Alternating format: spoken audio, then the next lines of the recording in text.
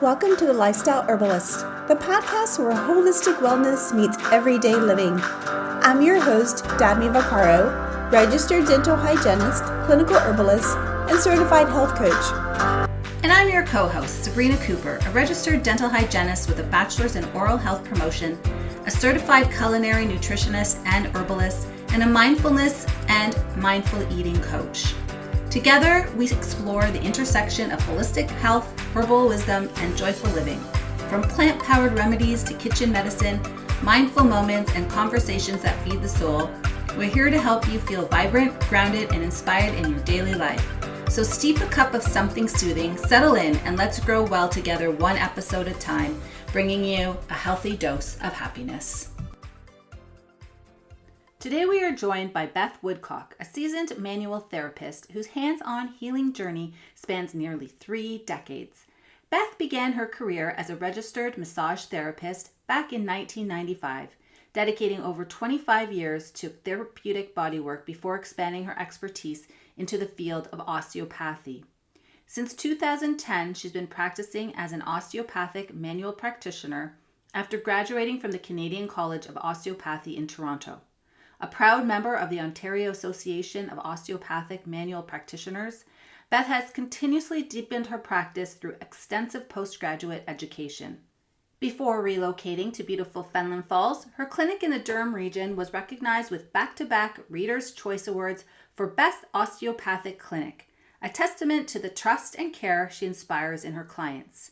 Stay with us as we explore Beth's approach to healing, the philosophy of osteopathy, and the powerful ways the body tells its story if we know how to listen. Hi, everyone. We're excited to have Beth here with us and talking a little bit about osteopathy and what it is. And I know a lot of people that I speak to, and that word comes up, they're like, a what? Apathy? And then they don't have any clue. So we thought this would be a great opportunity to talk to Beth and have her tell us a little bit about her career and where it's led and how she's gotten to become this wonderful osteopath in the area of Fenelon Falls. So welcome, Beth. Thank you. Hello, everybody. Hi. So Beth, tell us a little bit about what your journey to becoming an osteopath. What led to osteopath? Basically, I started in IT, out of university in IT, and then I didn't like sitting in front of a desk, so I became a massage therapist. But I knew right away I wasn't. It just didn't go deeply enough for me. I didn't feel I could help people in the way that I wanted to. So I went into osteopathy and in Canada, Ontario. And it was a 5-year part-time course we could work. Like it was 1 week a month for 5 years, and then a thesis at the end of that, which they gave you 3 years to do the thesis. And it was a journey. It was tough, but I thoroughly enjoyed it. So that was my journey. Great. And go ahead, Dabney. Oh, I was just going to say, so being in the United States, that's not something that we're as familiar with. Your career with the manual osteopathic career. So tell us how that's different from like other modalities that are similar yet different.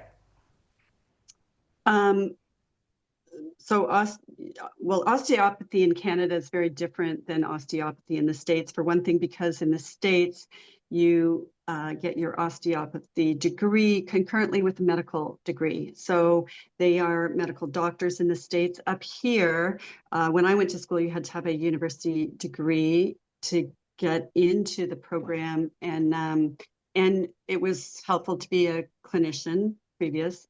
And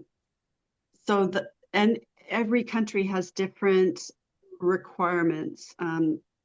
Most countries, it is a separate degree from their medical degree. But in Canada, it's just getting into the college level. It was a private schools generally when I went. But to answer your question about how different it is from other modalities, it's, basically it's a manual therapy. We look at the whole body as a unit, and you're really focusing in on optimizing function and structure and neurovascular flow to create the best environment for the body for homeostasis to work, or for self-healing. And so you're very much concerned with posture, alignment, neurovascular flow, and you look for any restrictions, and we use all the tissues of the body to help to release those restrictions, to find ways to release those restrictions. It's very gentle, although you are doing osteoarticular mobility and manipulation, but it's different from a chiropractor's manipulation. It's not a high velocity thrust as a chiropractor does. And you're working, with the different systems of the body as well, the nervous system and the respiratory system. And it's quite in depth. Mm-hmm. What types of patients tend to call you? What are ailments? What are their complaints that they're needing help with? I would say most people come in for pain. Whether that be back pain or, shoulder pain is a big one recently. Concussion is another big one. More recently for sure, because a lot of people didn't get treatment for concussions in the past. But mostly it's pain or mobility. So I feel like I'm walking on stones. My feet feel like I'm walking on stones, or just, hip mobility isn't quite right. So those are the two things, pain and mobility. Mm-hmm. People who know about osteopathy and have chronic illness will come in for chronic illness, but a lot of people just wouldn't think to seek an osteopath for a digestive issue or a metabolic issue or that kind of thing. Yeah. Well, it wouldn't have been on my forefront. Like typically when somebody has an ailment like a metabolic issue or a stomach issue, they go see their regular doctor. They typically get a med. Everybody crosses their fingers and they go on their merry way. There Yes, they again, do. we treat symptoms, never really getting to the root of the problem, which I think it sounds like at your wheelhouse is that you look at the whole body, trying to get to the root so that the person can have real healing. Right. And it is a bit like peeling an onion, because, the body is a compensatory mechanism. You have a fall on your bike when you're 3 and you hurt yourself, and then you have a car accident when you're 20, and these things accumulate in the body. Absolutely. And and there's a scale in there keeping track, and all of a sudden you're 50 and you reach for a cup of tea and your back goes out, and then you're seeking attention. But it's like peeling an onion, because you have to those things accumulate in the tissues, and so you might look at one thing and get rid of that, but then another thing appears, Right. From a previous trauma. So it's like a puzzle. Everybody's different. Everybody's like a puzzle. Very interesting. It's very stimulating to be an osteopath mentally. Mm-hmm.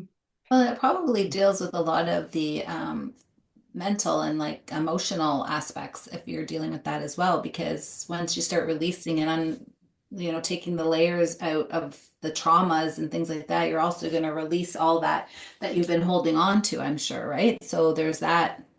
You're absolutely looking at the whole, the mind, the body, the spirit, and also um, you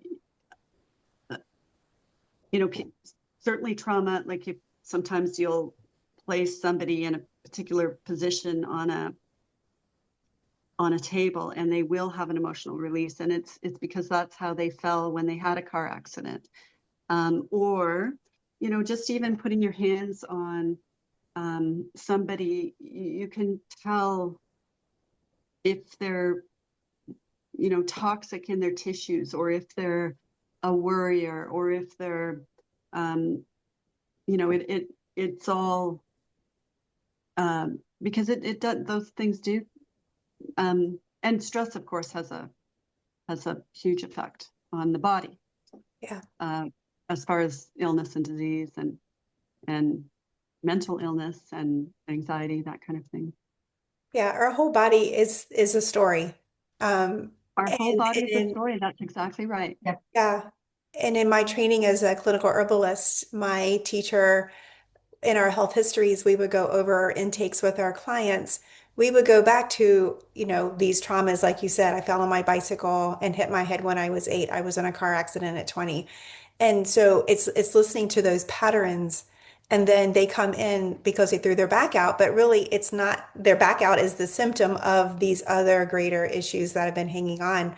So yeah, Right. and sometimes we were taught then to go back to that bicycle accident, go back to that car accident, and you treat the person going forward, because many times the thing they're coming in for really isn't the thing they're coming in for. It's really the past experience. Right. And even physically, people, even though you give them an intake form and you do a health history interview, um, they'll often say, oh, and, by the way, I forgot, I broke my leg 5 years ago, or, something really big. Hmm. And, Yeah. and they've, neglected to put that on any of the history. So it's important to have a dialogue throughout the Absolutely. treatment, Yeah. for sure. Yeah. It's amazing how many things people won't like tell you, like thinking it's not relevant or Right. relatable to the medical history. I mean, we face it a lot in dental. We'll ask if there's any changes to medical history within that, and they won't say about a fall or that they took this medication within this short period of, but it still Mhm. can have some, we still should know these little things. And like you said, like it's funny how eventually when you're clean teeth, they're like, oh, by the way, did I tell you that I went to go see my doctor and I had this like 3 months ago? And I was like, I just Mhm. asked you 6 months if there's been a change. Mhm. So Mhm. yeah, Yeah. you start And working with someone. for instance, with back pain, it's commonly coming from the front. For instance, a gallbladder surgery or a C-section, scar tissue, and people often won't put down that they've had a C-section or a gallbladder surgery, but those scars can be, very, um, they can do a lot of damage over time to, posture and pulling the body out of its normal line of gravity. Yeah, certainly as dental Mhm. hygienists, we have typically lots of musculoskeletal issues, and many hygienists sadly retire early because of Yes. musculoskeletal issues, because we are in a leaning forward position during our clinic time. And so I'm always Also, trying to remember to like shoulder blades together, just so I can try and like right up the ship. But still, at the end of the day, like I had a massage on Friday, and the massage therapist like pushed down on my shoulders. I was like, oh, that's tight. Then I was mhm, laying on my back and she pushed down on both sides. It's like, oh yeah, that whole muscle across my chest is just tight because it's shortened, I think, because I have these rolled shoulders. And so mhm, I need to be more mindful in that stretching. So mhm. how do you manipulate? How do you What does a typical appointment look like for your clients? Say who has something like tight shoulders or shoulder pain. So, shoulder pain, I do a whole body assessment, which is fairly fast. And if somebody's coming for shoulder pain, I'll, definitely want to look at the spine and the ribs and make sure they're all moving, the clavicles are moving, and um, and then of course the muscles that are um, around the shoulder and the rotator cuff. But you're also looking at, the attachments through to the diaphragm and the lung and the pancreas and the kidneys and the neck. And so it's, you have to look at more than just the shoulder to determine where those fascial patterns are going to and what the culprit is. And but you definitely want to make sure that upper back, that spine is not compromised, for all the nerve roots and the neurovascular flow. And anyway, so it's you're not just looking at the shoulder at all. You're looking at much more than the shoulder Mm-hmm. for that. But for every person that comes in, the assessment is, you do a whole body assessment. I mean, maybe not all at once, but as I like, I'll assess and treat often. But I do at least, 10 minutes of assessment at the beginning to have a sense of where I'm going. And you probably might even not start right out with the shoulder. And have you ever done that where somebody will be like, oh, it's my shoulder, and you'll see something else. And then you kind of have to be like, well, wait a second, because this isn't in alignment, and then kind of work your way. Or is it always just focus on that, what they come in for? I I I don't start with the shoulder. Right. I That's what I thought. generally would You would not just, start with the right. shoulder. Now, some people come in and it's they're presenting with, let's say, a supraspinatus problem or tear or issue. And so that's a muscle. So if you need to give them tools to, you can work that muscle, but you need to give them tools at home to um, help that muscle recover, because one treatment's, I'm not going to get them there. But generally, if they come for shoulder pain, I'm not looking at the shoulder to begin with at all. Funny story. I have a friend who went to see a physical therapist because he was having some back pain. And the physical therapist told him to sit down, and he went down to his feet and started like doing things, manipulating around like his ankles and stuff. And my friend was like, I told you it was my back. Like, why are you at my feet? And I mean, he was just, but this was the mindset of like our normal, typical person. Mhm. Like, I told you it's my back. Look at my back. I told you it's my arm. Look at my arm. But we often like think we have all the answers. We go to somebody Mhm. for help, but then we want to dictate Mhm. what the person And, does. I had to and laugh. exactly. Anyway, And anyway, sometimes, the person who was working on his leg, I mean, and he worked his way up. He goes, it does feel better. I was like, there you go. It's good to mhm, listen to what the person who you paid to help you, mhm. listen to what they're telling you. Now sometimes people will come in and say they have a shoulder problem, and I will go to the shoulder at the end of the treatment only not because I'm doing anything that I think is good, only because I think they won't feel right about the treatment if I don't address the shoulder. Right. But I'm only doing it because, not because I need to, but because I think it will Expectations. make expectations. Yes, absolutely. Yeah, Hmm. yeah. Yeah, interesting.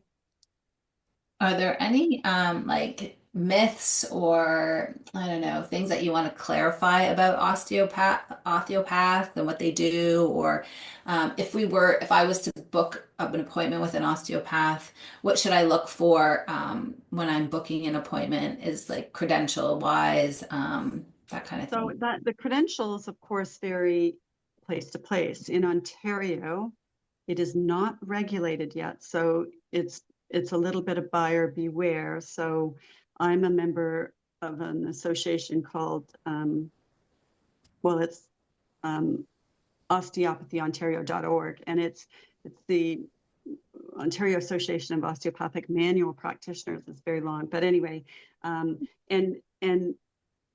insurance covers anybody who's a member of that association. But there are many associations out there in Ontario that aren't covered. So, but that differs country to country and province to province. So I can't really speak to, I can only speak about Ontario in that vein. But as far as myths, I mean, everybody, of course, thinks we deal with bones because osteo means bone, but that is, it's not, we deal with much more than bones, and it's a bit of a misnomer, which is too bad. But and the other thing is, it's very, for the most part, quite gentle, and a lot of people come in and or leave and think she didn't do a thing, like she just did nothing. I don't know There why I for just couldn't nothing. build that many. It was the, and then they'll call the next day and say, "Oh my God, I've been hit by a truck. I just feel, like so." And only as in, they're tired or they're because it's like any treatment. You might have a little soreness the next day as you would going to the gym. Um, but I think people think the gentleness is that we're not really doing anything. Yeah. And it's not doing its job. Hard is not always better, is what you're saying. You shouldn't have to feel the pain in order to feel better when you're going to Well, a yeah, practitioner, and like I in for some cases. but having said that, I love chiropractic. I love massage. I love physio. I mean, I work with all the other um, therapists to because I think each of us comes to the table with a great skill set, and osteopathy is not the only. Uh, I mean, I'm often suggesting a patient go to another therapist at the same time to get a whole um, a different approach, and we all come at it a different way, but or health, we all come at health a different way, but everybody is important. That's great that you all work together because that was one of the We questions I all was work going to together. ask Yeah. that you're able to interweave and if it's something that's not in your scope or something that might be outside of your scope, you can kind of pass them on or forward them on to someone that it might be that area now that they have to focus on or whatever. So it's nice to know that it's not like a one size fits all for everybody and there's different people for different things, I guess, right? Like once you get down and start Sure. unraveling what's going on, you get to a layer where you're like, oh, this is a little bit deeper than you know, I'll send you to physiotherapy or wherever, right? Like, so Absolutely, but I it's not me. It's not osteopathy and nobody else. I mean, usually I encourage people at the same time of going to osteopathy to. It depends on what's wrong with them as well, but to seek, for instance, concussions. There's some amazing work out there done by. Um, it started out with chiropractic doing functional neurology with concussions. And although osteopathy does amazing work with concussions, but the treatment is best concurrent with the other. It's not that I would treat them and then I would send them. It's sometimes it's good to have, everybody at, at the same time. Beth, Or, I have a question. Sabrina and I talk a lot on our podcast about nutrition, mindfulness, exercise, movement. just as a way of a lifestyle, not that there's a one diet that fits all, but listening to your own body and understanding what your own body is telling you. With that being said, um, as far as nutrition goes, where do you how do you approach that with a potential client or a patient? And the other thing I have a question about is the role of calcium.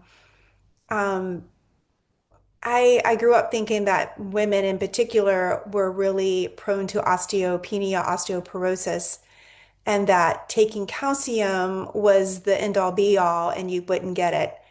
I think that now it's been debunked. And what I understand now is that if you get too much, it actually is almost as bad as not having enough. And it actually deters the calcium absorption into the bones. Mhm. How do you broach that subject with nutrition and that sort of thing? So nutrition is not in our purview, so it is Okay. outside our scope. But I would send them out to, seek a nutritionist of some sort, a natural or a naturopath, a nutritionist, somebody who does have that in their scope. But having said that, I think it is hugely important, especially with all the research they're doing in the biome and the gut health and Mhm. um, um, and even water intake. And but I do not tell people to take a supplement or that they need, you know, to take anything by mouth. That is not in our scope. But I definitely would encourage them to go, you know, seek another professional who does that because Mhm. it is important, very important. Yeah. What about I agree exercise with the routines? calcium. Is there things like yoga or Pilates that are more beneficial um, I to love the yoga. bone?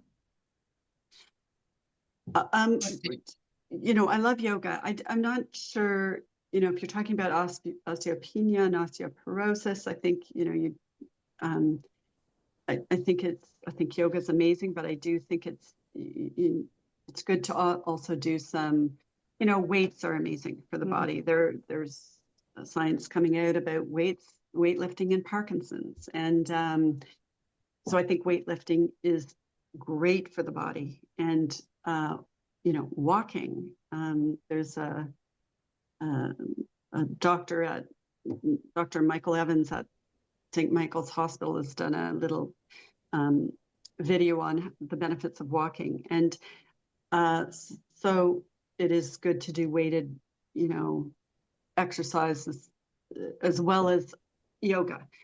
I, but you can hurt yourself doing yoga. So you have to have a good teacher that is going to, and you have to not go beyond your ability, Right. I guess.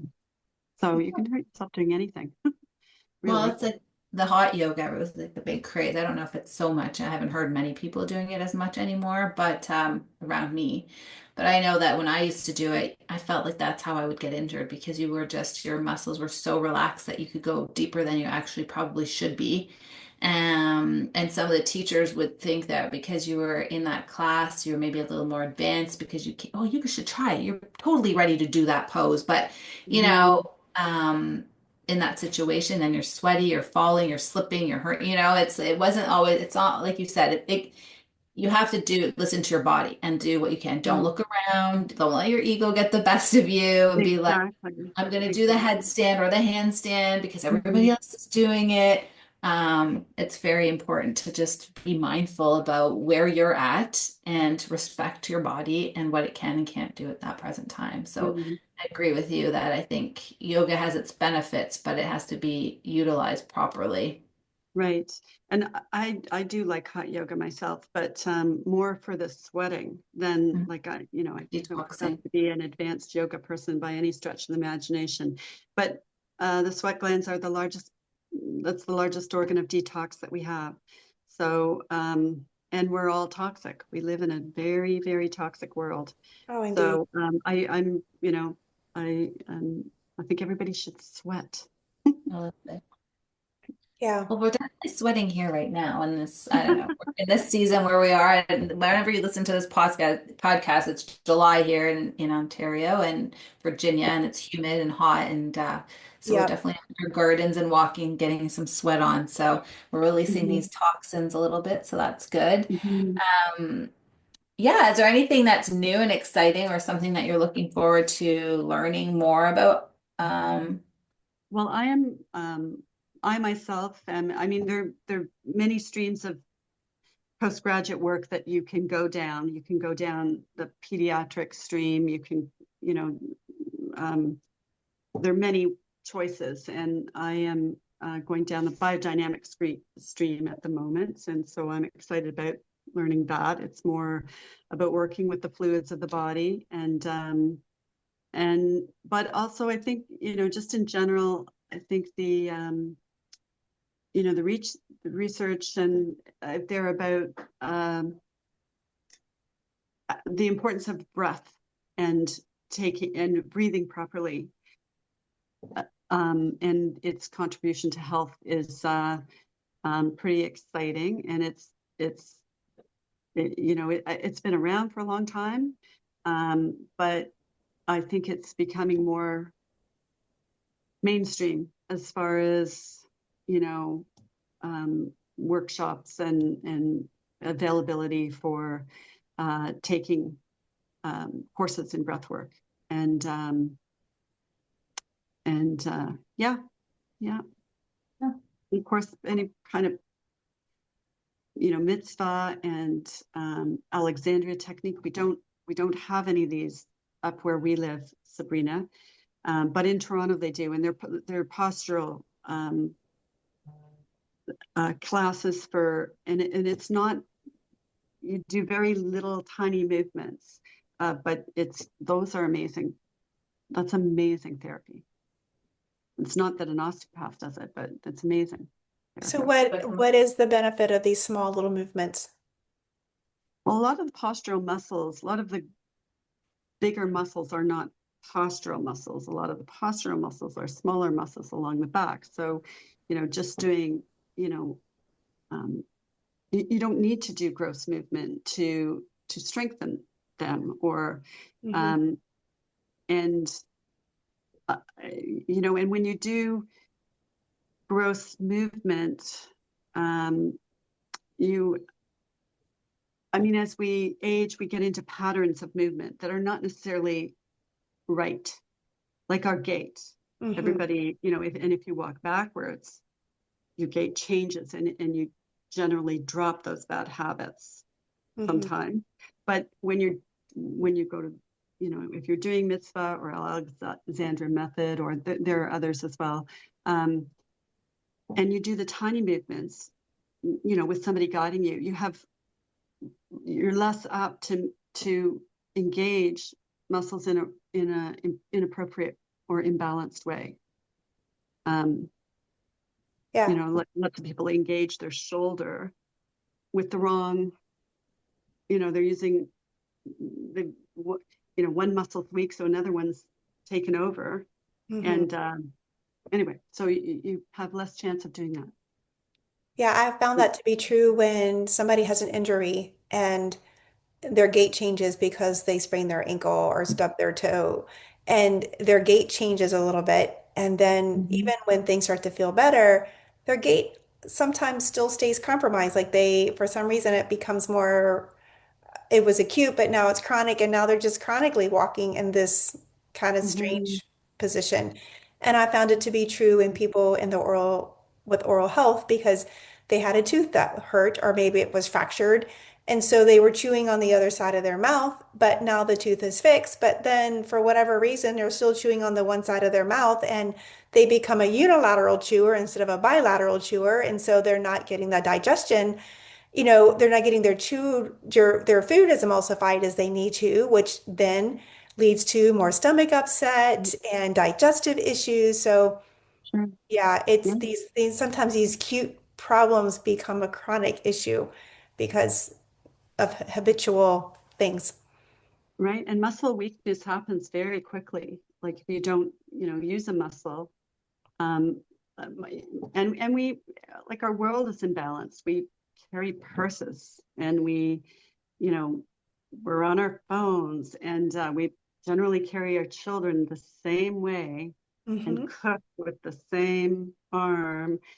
So we do everything in balance. So balance is important to the body, and heart. Those muscular patterns are hard to kick. It takes repetition for sure to Yeah, kick them. right. Certainly have to pay attention to what you're doing. Yes, yeah, and all those are good. Yoga, Pilates, they're all good for that for sure. Mm-hmm. Yeah. Thanks. So, if there's one piece of advice you wish everyone knew about their body, what would it be? Gosh, I would say, you know, most people don't breathe properly, so breathing is a huge one. A lot of people, especially if somebody has pain, they become shallow breathers, and that, in the end, becomes a problem. So breathing is a huge one, and also just, this isn't in an osteopathic, an osteopath, or this isn't in my purview, but no, people don't drink enough water. I think water is terribly important. But gosh, uh, yeah, I'd say breathing and just mobility. A lot of people think, if they're in pain, I'll sit down and it gets me out of pain, but not that, some pain you shouldn't push through, but generally mobility breeds mobility. So, we need to keep moving somehow, or Oh, figure out for a sure. way to keep moving. For sure. We need movement for, digestion, and it just helps everything. Yeah, there's that saying, if you don't use it, you'll lose it. And I Mhm. always say the bed and the recliner is and the sofa is not your friend. You got to get off Right. of those things. You got to get moving. And Yes. so many times as people get older and they have those aches and pains, they just chalk it up to being old age. And that's not necessarily the case. So seeing someone, a practitioner such as you, Beth, would be an avenue they could explore to try and figure out what is it, why am I in pain, and what can I Mhm. do differently going forward so that I can Mhm. have a better life, live better longer. That's Mhm. my motto. I want to live better longer. I know I'm going to die, but I want to be as active as I possibly can for as long as I can. And there's a Absolutely. difference between living well and living long. Mhm. I used to make my parents get, when they got into their late 80s and early 90s, get down on the floor and get up every day, twice a day, to be able to have that ability, because I just felt like once they lost that ability to get up, it changed things.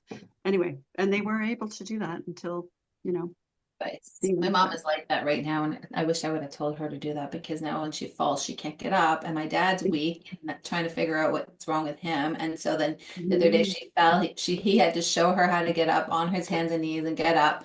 And then as he was Mhm. trying to help her up, he almost fell. So, Mhm. it's this thing where you say, and she's that typical person that you would say, age. I'm getting old. What's the difference? It's okay. This is what happens. I'm like, no, mom, you're only 81. I know, but I'm old. I said, mom, but 80 is not old Mhm. anymore. You got, and she Mhm. went to a doctor and they said, like, with her, it's something with her nerves. But I said, mom, let's get you to physio. Let's at least try that, like get her out to move.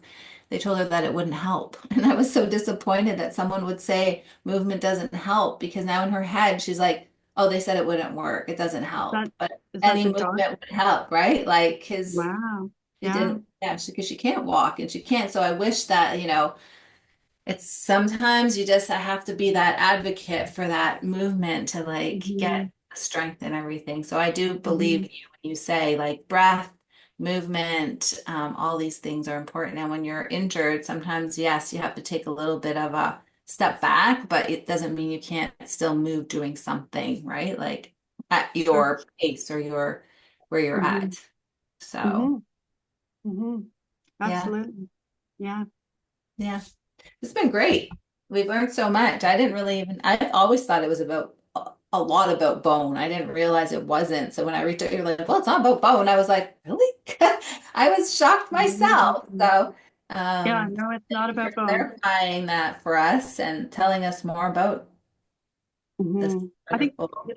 the guy who founded osteopathy used to walk around with bones in his pockets, and he'd always have a bone in his pocket, and he'd be feeling the bone, so he knew that bone off by heart. And I think that's why they called it osteopathy. I don't know. Anyway, it's from the 1874. Wow, Like it's been around a long time. long time. Mm-hmm. Wow. Well, Beth, thank you so much. It was so nice getting to know you and more Thank about your practice and what osteopathy is really about. Because I'm with Sabrina, I had no idea. Well, thank you for inviting me. This has been a great chat. Been great. Stay cool and drink I lots of will. water today. I'm on my herbal tea, which Oh, Or good for you. is Good your for you. herbal tea. thank you.